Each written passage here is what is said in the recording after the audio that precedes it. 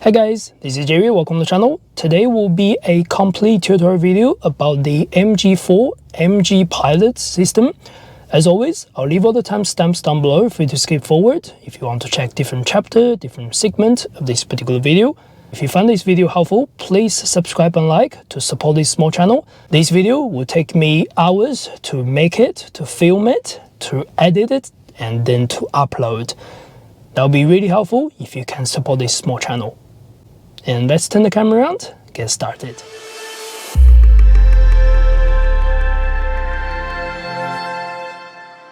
Before we start the tutorial video, I will also want to put some disclaimer on this particular channel. The MG Pilot system can only work mostly if you have your seatbelt fastened. If you don't have your seatbelt fastened, a lot of these functions will never work. And also if you didn't close any of the doors, if your door ajar, you won't be able to get this function work, by the way. And there are some extreme conditions. None of these functions or some of these functions will not work as well. So please do consult your owner's manual if none of these functions work. If there are any warnings or anything that's on your dashboard currently with the safety systems, that also means your safety function will not work. All right. After that, let's get started. So first thing, to change anything with the MG Pilot system, we always want to go into the vehicle setting, or you can go to the secondary screen to go to vehicle setting over here. Once we're in the vehicle, it's normally default at driving part. We want to go to MG Pilot part. First thing we want to go through is your adaptive cruise control and traffic jam assist function. You will need to make sure you select either one of these. If it's off, it's not going to do anything, by the way. So click ACC, that means adaptive cruise control. Once you're on ACC, you will see an orange light over there with the car signal. That means your ACC is ready to go. Once you start driving to a certain speed, you can use this button, which is active button for your ACC cruise control. That means the ACC will set at particular kilometers per hour on motorway. We'll show a green light and we'll show particular kilometers over here. If it shows 50, it's going to drive on 50. That means the vehicle will drive on 50. You don't need to press the accelerator or brake. The car will maintain your speed. And while you're on cruise control, you can also change your set speed. So the lowest set speed on the cruise control is 30 kilometers per hour. That means even if you're traveling at 10 kilometers per hour, you press the set button, it's only going to set at 30. It's not going to bring anything down or less than 30 kilometers. And while you're driving on cruise control, you can also change your cruise control speed. Let's say you're set at 50, all you need to do, just go up and down to change to 55, 60, 65, or going down to 45, 40, stuff like that.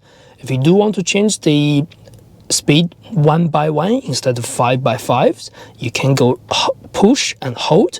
It will gradually to go 51, 52, 53, all that. Or go down, same way, push and hold, going down. So that's how to use cruise control speed. And while you're on cruise control, you can also change your distance between the view and the front vehicle. That's to change the adaptive cruise control driving distance.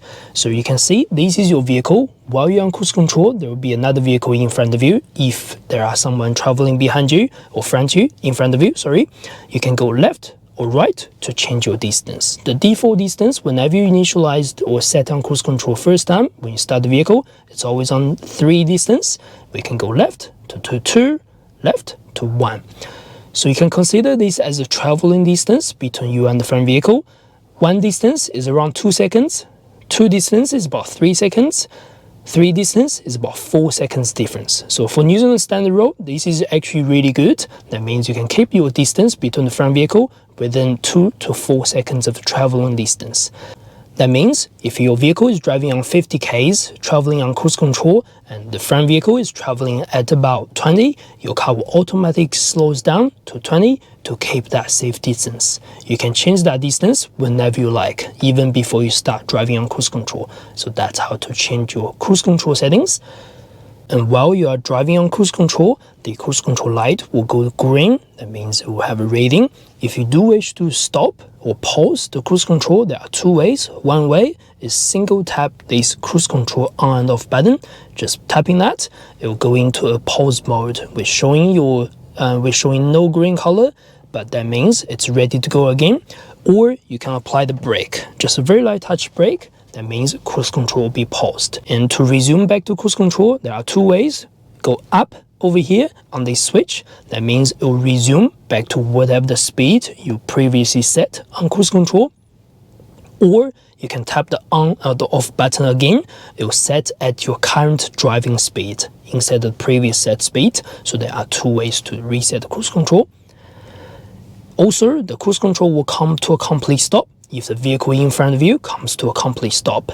When it comes to a complete stop, the vehicle will go into two ways to resume. One way, if the vehicle in front of you slow down and come to a stop and only stops for less than 3 seconds, your vehicle, and then it moves and your vehicle will automatically moves for you. So you don't need to do anything. You don't need to even hold the brake because the vehicle will be holding your brake for you. That means you don't need to touch anything. The vehicle will go back to cruise control. Second scenario is if your vehicle come to a complete stop using the cruise control and you're not touching anything just yet, the vehicle in front of you come to a complete stop and stayed longer than 3 seconds. What you want to do after you resume back to the traffic, after the traffic moves, the vehicle will not automatically start driving for you.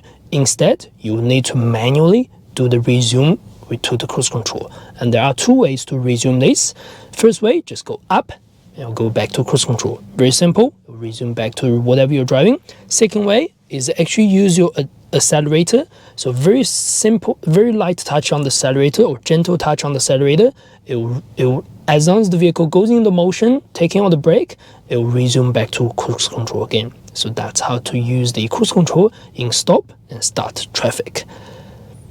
Last small thing I wish to talk about is overriding on cruise control. Let's say your cruise control is set at 50 kilometers per hour speed and you are following someone, but accidentally you want to overtake this speed or you want to quickly accelerate out of this cruise control speed.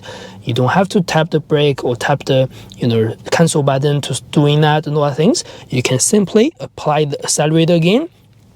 Will it be heavy touch? That means the vehicle will drive out of your cruise control speed momentarily. It means as soon as you release the accelerator again, the vehicle will come back to your cruise control speed or whatever the speed following the front vehicle. So that's how to use the adaptive cruise control on the MG4. If you wish to know more, I'll do a point of view test drive on the adaptive cruise control on the MG4 to let you know how it works in everyday traffic in the future. Next part, we are going to talk about the traffic jam assist. If you did skip forward to traffic jam assist before you watch the adaptive cruise control part, do not do that. Go to the adaptive cruise control. It's showed everything over here. Traffic jam assist is only a small feature built on top of the adaptive cruise control. So once you're on traffic jam assist, you will see a steering function. That means the traffic jam assist is on and is engaged. If you want to start the traffic jam assist, it's the same thing. Just press the button and go up and down to change your speed. It will start driving on adaptive cruise control. The quick difference between the traffic jam assist and adaptive cruise control, the major thing is the steering assist.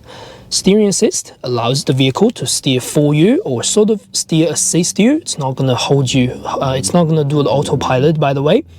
It means while you're on cruise control, the vehicle will help you to steer into the center of the lane marking, even if your lane departure or lane keep assistance is not on. So that's how that works with the traffic jam assist. Some people like it, some people do not like it. It's up to you whether you want to switch on or off. Very simple way, just go to ACC if you do not want to do traffic jam assist, or go to TJA if you wish to use the traffic jam assist. Next function is actually hidden, so you do need to switch off the driver assist system before you can go into the system. So we want to switch this off, and next we can see this menu popped up. This is called the speed limit mode. Once it's off, it's not going to do anything as always. We want to change back to manual. Now we can see on top of the dashboard the traffic the traffic jam assist and the adaptive cruise control signal is gone. Instead, it's showing the lane information. That's how to set your speed limiter. It's manually set in this particular instance. What we want to do, just like we used the adaptive cruise control, we want to click this button to enable it first. Whether you are driving or not driving, you can do this. Tapping that, it's going to automatically set at 30 because 30 is the lowest kilometers we can set. And after that, we can go up or down. If you go up, it's going to go up by 5s, or go down by 5s. That means right now, the vehicle is setting our speed limit to 35 kilometers per hour on the speed. If you drive the vehicle, you're putting an accelerator, the car will not allow you to go over 35 right now if I'm start driving. The only scenario you can go over 35 is by tapping the accelerator all the way down to the floor. That means the vehicle will temporarily allow you to go over 35. Then once you go back to not 100% on the pedal, go 50% or 80%, the vehicle will start giving you a limit to 35 norm. So that's how to set your speed limiter. Something to note, if you use the speed limiter mode, you cannot use the ACC anymore. So you do have to make sure your ACC is not engaged. Next one is called intelligent. The intelligent is working based on the traffic sign recognition. So the traffic sign will pick up the speed, let's say 60, and then you press this button, says auto, you cannot engage this up and down anymore because the vehicle set your speed limit based on the traffic sign. If the traffic sign reading is 100, speed limit is 100. 50, it's 50. That's how that works. To disengage, tap again. White light, that means it's now engaged. Green light, it means it's engaged. So that's the same thing. When you start driving, by tapping the brake and accelerator, the vehicle will not allow you to go over that certain speed. That's how this works with the speed limit mode. If you do not wish to have it, just press off. And if you wish to use the cruise control at any time, the speed limit will be always gone. So there will be these two functions cannot be used at the same time, if that makes sense. All right, next feature is the traffic sign recognition. These are pretty easy to understand. The vehicle will pick up the speed sign when you drive past the proper display speed sign and give you the readings on the top. And if you do go over that speed sign limit, let's say 60, you were driving at 61, 62, the light or the letters inside, the numbers inside, will give you a very gentle breathing or flash to tell you that you're over your speed sign. It'll flash for I think about 10 times before it just gave up on you. But anyway, that's a speed sign recognition. You can engage and disengage whenever you like. And next one is the lane keeping system.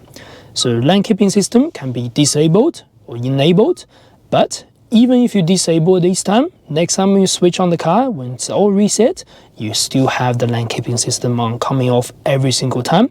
This is actually related to the safety feature, as the vehicle has to start a particular mode and lane keeping in facing the NCAP or safety rating. So unfortunately, there's not much I can do or you can do from a dealership or a customer point of view. So you just need to tap this if you do not like this feature. Anyway, when the lane keeping is on, you can have three different assist mode. The first one is the alert mode.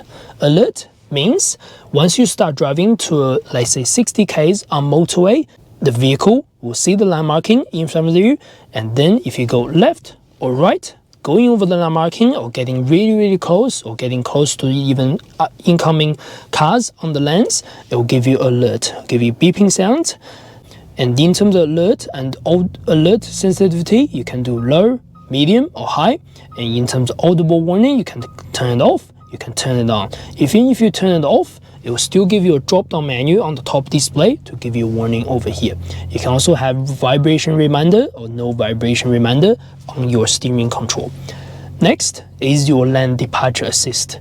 If you engage the lane departure assist, on top of the alert, on top of the warning, the vehicle will also give you a very gentle swirl to try to keep you in the lane or keep you out of your lane marking before you go over the lane marking. So very gentle swirl or very gentle turn on the steering. Last one is your emergency lane keeping. So this is a little bit more aggressive. On top of those two, Before you go over the line marking, it's going to give you a very sharp turn just to try to get you over the line marking or get you away from the line marking. This is up to you whether you like it or not. You can disable or you can change it whenever you like. Additionally, on all these features, if you do use the indicator while you are changing lanes or anything like that, the vehicle will not give you any lane assist information. So that means you can freely move over to other lanes. So that's how that works with the lane departure and lane keeping assistance. It will only work when the vehicle is driving over 60 kilometers per hour, so to speak. Next, we have the forward collision system. So the forward collision system, just like the lane keeping, it's always going to be on even if you switch it off. So that means when you start the vehicle, it's always permanently on. The assist means before you drive into someone or drive into another vehicle or drive into a wall sort of thing, an objective at the front, the vehicle will give you a warning first to warn you and to let you do manual braking if possible. If in the last emergency situation, in the last emergency second, it's not gonna happening, you are not braking, you are still likely to crash into the incoming vehicle, incoming objective, the vehicle will give you automatic emergency braking, applying the very heavy emergency brake. It's gonna be quite harsh. I personally definitely do not enjoy it, but this is a safety function. If you wish to turn it off this time, you can press off, disable, that's off. If you want to change, you can also change to alert, but again, it will automatically go to AEB whenever these functions are on. Whenever you switch it off, you can see the yellow light on the top of the dashboard. So we want to go to AEB, you can change the alert sensitivity, but unfortunately, it's only going to default at medium every single time you start driving. Next is the rear driving assist system. So the vehicle, this is related to the blind spot detection on your wind mirror. So the vehicle uses its sensor system to detect the vehicle coming to you from behind you. All these functions of the blind spot detection of the rear driving assist, unfortunately, it's not available on the Excite. It's not only available on the Essence spec for New Zealand market, by the way. First one is the blind spot detection. So if let's say coming towards you from the left rear or right rear, there's a vehicle coming in, the blind spot detection light on your wind mirror will light up. And again, it works on the driver door as well. If you do not wish to have it, disable, or if you do not wish to have any of these functions following, you can disable on top as well. Lane change assistance, that means when the light is on the indicator, and you're still using the indicator over here to blinker to go left, that will flash. That light on the wind mirror will flash at you to let you know there are someone is literally at the blind spot behind you. Next, we have the rear traffic cross alert. So you can do off, that means it's not going to do anything.